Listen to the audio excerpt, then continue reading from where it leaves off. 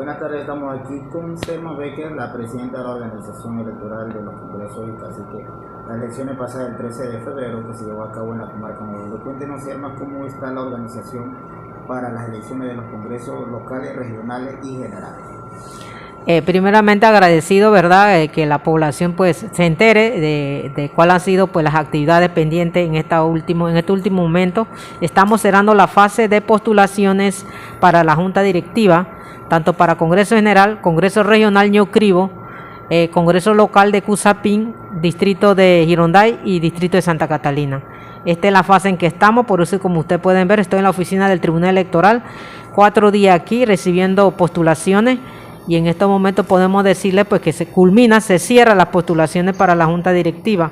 Y podemos informarle a ustedes que para Congreso General recibimos 6 postulaciones para la Junta Directiva. Para Congreso Regional de Ñocribo, 2 postulaciones. Y para los congresos locales respectivos, 1 postulación por cada congreso. Eso es lo que podré informar. En caso de Congreso General, se sabe los nombres de algunos postulados. Sí, se saben los nombres, pero me reservo ahora mismo porque el tribunal entonces tiene que también pasar por el boletín informativo ya formalmente las 7 postulaciones de Junta Directiva que se presentó en estos 4 días. ¿La mayoría son de las 3 regiones o están distribuidas? Hay una representatividad de las 3 regiones. Importante la participación de los delegados que postularon sus nóminas.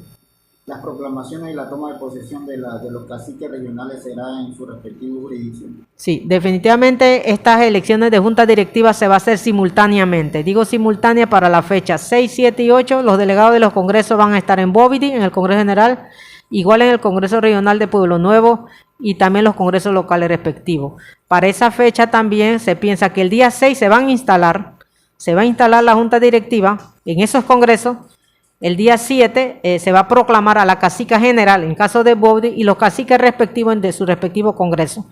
Y como ustedes saben, el 7 de marzo también vamos a celebrar 25 años de la creación de la comarca con eventos culturales, y siento que la nueva Junta Directiva va a abordar temas preocupantes, situaciones que yo creo que debe abordarse durante ese momento. Así que es un día trascendental para todos nosotros los comarqueños y hay que vivirlo, es como un día patria para nosotros y estar presente es importante, ganar esa experiencia.